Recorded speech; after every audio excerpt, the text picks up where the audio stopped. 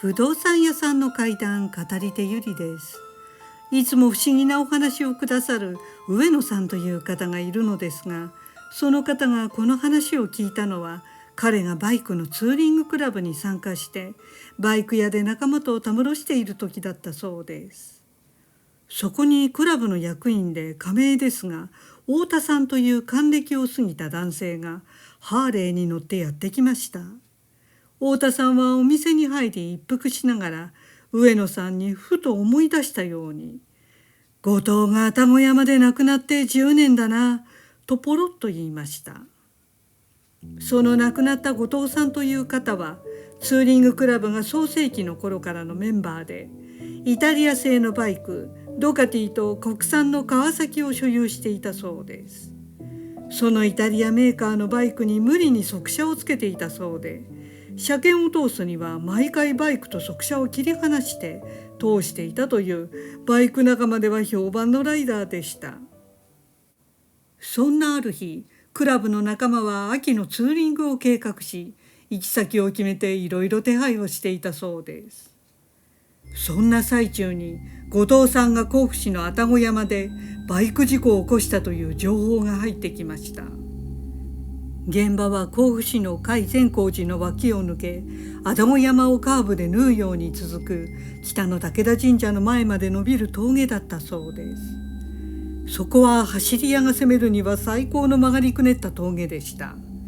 ですから山梨県では四輪の自動車やバイクの事故が問題にもなっていた道だったそうです。後藤さんが事故を起こしたのは深夜でした。愛車の川崎で武田神社側より愛宕山のラインを走っていたそうです。その愛宕山ラインには変形自転車の大カーブという通称の急なカーブがありました。その急カーブを曲がる際に、後藤さんはハングオンという自分の体の重心を曲がる方向に分動代わりにバランスを取る乗り方をしていました。その際にバランスを崩し、ガードレールに激突してバイクは大破、後藤さんは地面に全身を叩きつけられたそうです。すぐに地元の県立中央病院に担ぎ込まれたという一報を受け、直ちにクラブメンバーや友人が病院に駆けつけたということでした。メンバーが病院に到着した時はすでに後藤さんは心肺停止状態で、助かる見込みはありませんでした。そして間もなく後藤さんは息を引き取り、葬儀がしめやかに執り行われたそうです。ツーリングの仲間や生前は音楽バンドもやっていたので、その仲間たちなどたくさんの人が故人を偲んだということでした。そして49日も過ぎ、納骨も終わってしばらくしてからです。後藤さんの事故以来、ツーリングクラブの活動は一時自粛していましたが、再開することになり、関東近県和歌山や東北佐渡秋田などでバイクの轟音が再び響き出したそうです。ところがそんな最中でした。ツーリングクラブの仲間内から妙な噂が流れてきました。それは亡くなったはずの後藤さんを見たという噂でした。後藤さんは生前いつも赤いつなぎのライダージャケットを着て、愛車のイタリアのバイクや川崎にまたがっていました。事故の日もそのいつもの赤いジャケットを着ていたそうです。たまに上下分かれたセパレーツを着ることもありましたが、赤いライダージャケットは彼のトレードマークのようになっていたそうです。ある深夜のこと、ツーリング仲間の A さんが外出から戻り、ちょうど自宅の前に着いた時でした。どこかから聞き覚えのあるバイクのエンジン音が聞こえてきたそうです。すると赤いライダージャケットを着て川崎にまたがった人が向かってくるのが見えました。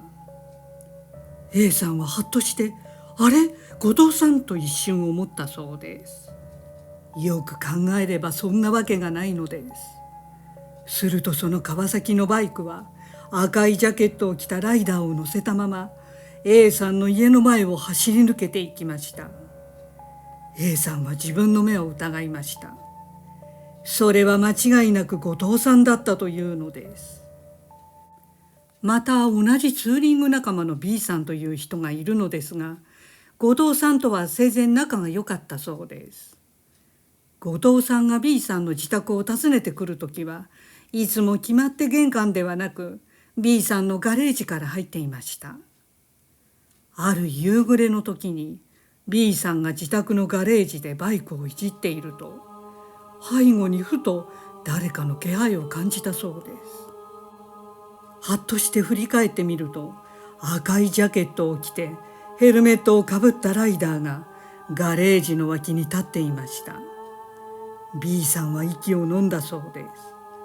す。その赤いジャケットは後藤さんが事故を起こした時に着ていたもので、ヘルメットで顔は見えませんでしたが、間違いなくそれは後藤さんでした。この噂は瞬く間に広まったことは言うまでもありません。ただこの段階では後藤さんの幽霊を見たというだけで半信半疑の人がほとんどで、まだ噂の息を出なかったそうです。それから間もなくでした。またおかしなことが起きました。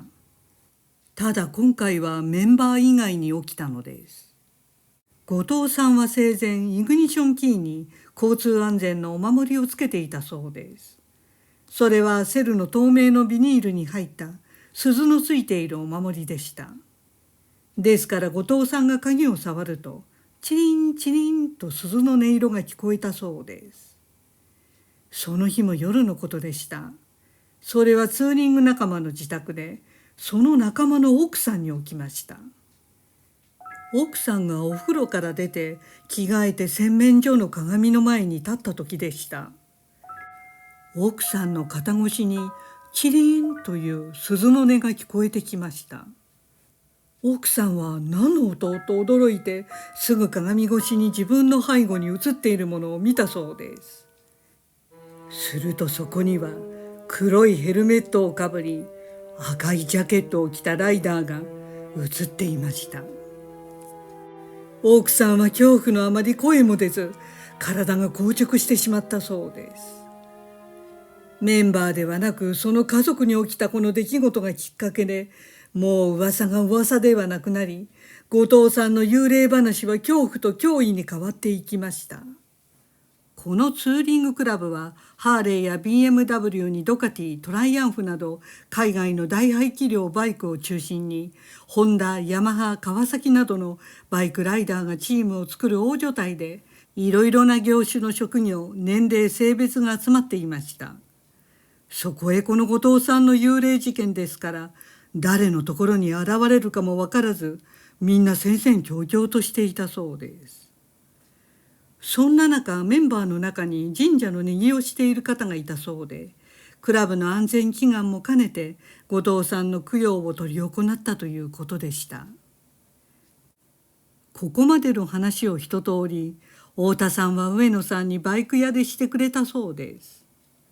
太田さんの話では、その後後藤さんの幽霊は現れなくなったということでしたが、上野さんは話を聞いている最中に、太田さんの素振りがふと気になりました。太田さんがこの話を語っている最中、時折言葉が一瞬途切れ、外の東西に伸びる甲州街道を顔をこわばらせて見ていた瞬間があったのです。噂をすればというように、同じような赤いジャケットのライダーが街道を走り抜けていくのを見たのか、もしくはいまだに後藤さんの幽霊は彼の前に現れることがあるのか、それは上野さんもあえて確認しなかったということでした。ご視聴ありがとうございました。よろしければチャンネル登録といいねボタンをお願いします。